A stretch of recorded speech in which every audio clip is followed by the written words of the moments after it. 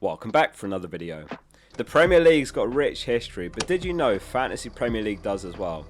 So the year is 2002 and FPL was just launched online for the very first time. Only 76,000 managers actually signed up that year, so easy top 100k finish. So which one player has got the most FPL points each season since then? Have we forgotten just how good some players were? At the end of this, we'll look at the complete list and we'll also look at which players have got the most total career points. There's some names that might surprise you, so make sure you watch all the way through.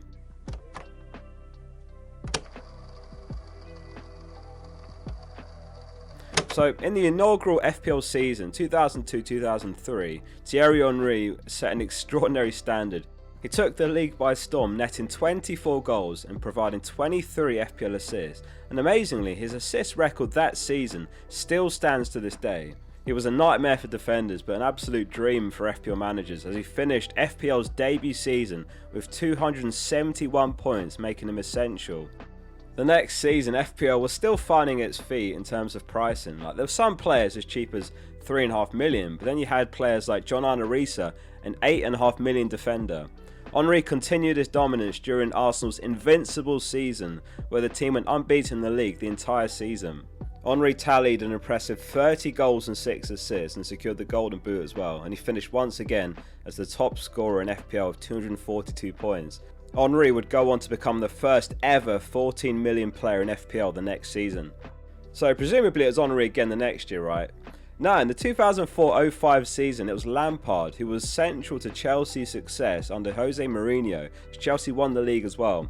He contributed 13 goals and 18 assists, showcasing his knack for arriving late into the box and his proficiency in set pieces. Lampard's reliability and goal involvement made him a favourite among FPL managers, and he consistently delivered points from midfield. He finished on 269 points that season. In 2005-2006, Chelsea won the league again, but it was Henry, and for the last time ever he finishes the top scorer, reclaiming the top spot after another stellar season, 27 goals and 8 assists. Having quickly cemented himself as one of the all-time Premier League greats, it did turn the attention from other clubs, and he left Arsenal the next season in January, joining Barcelona. He finished on 239 points. 2006 ushered in the Ronaldo era, emerging as a fantasy powerhouse, recording 17 goals and 8 assists. A raw talent, but his immediate flair combined with increasing end product made him a must-have at times. At United, Ronaldo had that ability to produce moments of magic, and his involvement in Man United's attacking play translated to 244 points, marking the beginning of his rise to stardom. Man United go on to win the league. 2007-2008 saw Ronaldo elevate his game further, and he finished as the top scorer again, amassing a ridiculous 31 goals and 6 assists. This outstanding tally not only secured him the Golden Boot, but also the Ballon d'Or, kick-starting a 10-year dominance of the award between him and Lionel Messi. Many years later, Ronaldo still to this day has a place in the all-time FPL Dream Team after a score of 283 points that season. Ronaldo would go on to become the second ever 14 million player the next season. 4 years later, since he last finished as top scorer, Lampard reclaimed the top spot in 2008-2009. A lower scoring season all round, with just the 12 goals and 10 assists, 226 points though. That is actually the second lowest score ever in fact for a top scorer in FPL. His role as Chelsea's midfield linchpin, plus set pieces and even penalty duties, still made him the most popular player in the game. The next year, Lampard delivered his best ever FPL season, scoring 22 goals and providing 14 assists, which is absolutely astonishing when you think about it from a central midfield role. Like, we've seen occasionally wingers classified as midfielders in FPL can score 22 goals, but from a central midfield role, it's absolutely wild. His involvement in Chelsea's double winning campaign made him basically indispensable in FPL, 284 points, and he's still in the all-time FPL Dream Team as well to this day.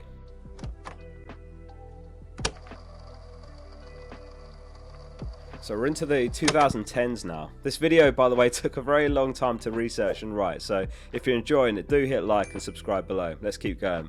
You might have seen my video on the worst FPL season of all time, which was 2010-11, the only season in history where not a single player managed to score over 200 points, and it was Nani who finished as the top scorer, having contributed 9 goals, 14 assists, a really tricky dribbler, silky on the ball and good vision, 198 points all out. An Arsenal player finally number one again. In 2011-12, it was Van Persie who finished on 269 points. He had a stellar season. He netted 30 goals and added 13 assists. Clinical finishing and leadership did propel Arsenal to a top 4 finish. Van Persie became the third 14 million player ever after that total, though it was a hugely controversial one, because the next season Van Persie left Arsenal and joined Man United with the ambitions of silverware. After the switch to Man United, he hit the ground running, 26 goals, 9 assists in the league. Van Persie's seamless integration into the squad and his knack for finding the net made him a valuable asset and one of the most owned players for FPL managers despite the price. One of the greatest Premier League goals of all time scored by Van Persie that season on the volley after a Rooney long ball to him. If we're talking greatest individual season of all time, 2013-14 just might be the winner. It will forever be the what if season as well, really, because Luis Suarez was suspended for the first 5 games of the season, and yet in the 33 games that followed he scored 31 times, 25 assists. A lot of those were FPL assists, and this is the kicker though, Gerrard was on penalties, not Suarez. Gerrard scored 10 penalties that season, so the what if is, what if he wasn't suspended for the first 5? What if Suarez was on pens? How many points would he have got? The streets won't forget how much he tormented Norwich. 4 goals, 1 assist in 1 game, always battered them. It's 5 years since the last Chelsea player. Eden Hazard quickly found his feet at Chelsea. Creativity, elite dribbling and goal threat on full display as he recorded 14 goals and 10 assists for 233 points. Chelsea would go on to win the league with Hazard pivotal to their success. Next season's champion, one of the most extraordinary stories in sport, let alone football. Leicester City defied all expectations, having barely escaped relegation the year before. You had to be there. Riyad Mahrez was instrumental in Leicester's fairy tale Premier League title win. Starting the season as a budget-friendly mid as well, Mahrez quickly became essential in FPL. One of my favourite seasons ever personally. He had a pretty good pre-season. I honestly knew nothing about him, but I picked him up for 5.5 mil as a punt, and the rest is history. 17 goals and 11 assists, 240 points. Vardy and Mahrez formed a sensational partnership, and it's very rare that we get 1 game breaker, let alone 2 in 1 season. In 2016, Alexis Sanchez was into his 3rd year at Arsenal and is about to reach the pinnacle of his Arsenal and FPL success, delivering 264 points, 24 goals, 11 assists. Such an exciting player to watch, unplayable at times. He really was versatile as well. Wenger deployed him as a left winger, out of position striker a lot, and even in cam. Explosive performances often led to huge scores. That season saw the biggest score in FPL history achieved, which might never be broken. 226 points on a bench boost, with who else but Sanchez capped him. 2017 was a sliding doors moment in the history of FPL and Liverpool. Salah arrives at Liverpool and his debut season was nothing short of extraordinary, setting a new benchmark in FPL with a record-breaking 303 points. The Egyptian king shattered expectations. He scored 32 goals and provided 12 assists as well. He started that season at just 9 million and very few picked him up from Game Week 1. Salah goes on to claim the top spot again the following year, albeit just the 259 points. Still an incredible score, all things considered, let's be honest. 22 goals, 12 assists, and Liverpool going strength to strength under Klopp with exciting attacking football. Man City and Liverpool were absolutely miles ahead of anyone else. They finished about 25 points or so ahead of 3rd place. Man City win the league with 98 points, but extraordinarily Liverpool finished on 97 and come runner-up. 97 points, enough to win the league basically any other season ever, but not that one. So Salah again, presumably. No, in 2019-20, De Bruyne claimed the top spot, showcasing his playmaking mastery, 251 points. The Belgian equalled that Premier League record for the most assists in a single season with 20, the same tally that Henry had set 17 years prior. Also fondly remembered as the Lundstrom season, the 4 million Sheffield United defender who ended up playing as a box-to-box mid and ended up with 5 goals and 4 assists as a 4 mil defender. In January that season came one of the greatest January signings in history. Bruno Fernandes joins Man United and he tears it up in that second half of the season.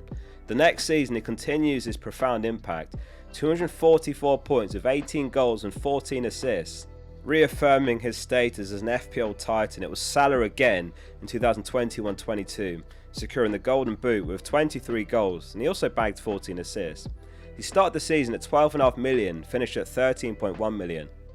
2022-23 was the Erling Haaland season. The Norwegian striker shattered records, scoring 36 goals and providing 9 assists, setting a new benchmark for goals in a single Premier League season. His biggest performance coming in Game Week 9, home to Man United of all teams, with a hat-trick and 2 assists for a 23-pointer.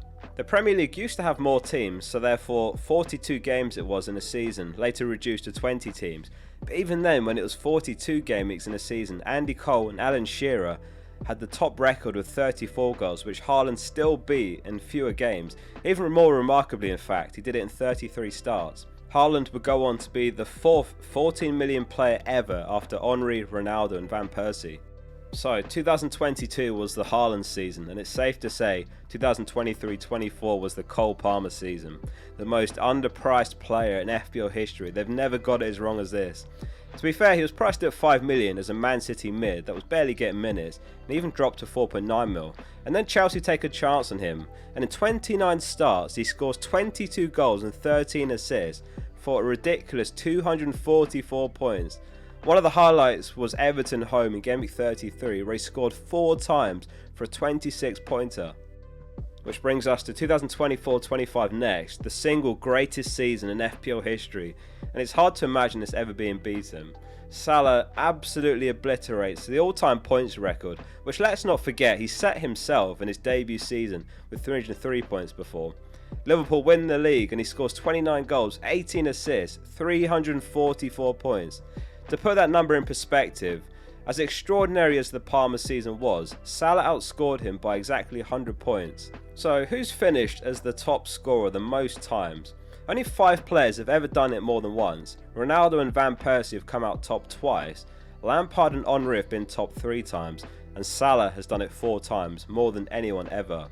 The average top scorer finishes on 261 points. We'd be doing a disservice to some FPL and Premier League legends by not taking a quick look at career points, so a bonus segment for you. Some players have never finished as the number 1 in any particular season, but have amassed an astonishing total career points. Here's the all-time standings. Rooney's got the record for the biggest score in a game week ever with 32 points in a game week, and he's also got the record for the most career points with 2,338 between Man United and Everton. And then it's Lampard, Salah, Gerrard, Cech, Terry, Milner, Kane, Sterling, Son and Barry. 2,044 points for Gerrard over his 17-year senior career at Liverpool. Honourable mention as well to Petr Cech, who's the only keeper here, 1,908 points over his career. Cech also has the record for clean sheets in a season with 24 clean sheets in the 2004-2005 season, and he's also got the record for total clean sheets with 207. What's your fondest FPL memory? Let us know in the comments whether it's a recent one or an old one. This video did take ages to research and write, so if you did enjoy it, hit like and subscribe for more content like this. Check out the special videos playlist on my channel for more content just like this. See you soon for the next one.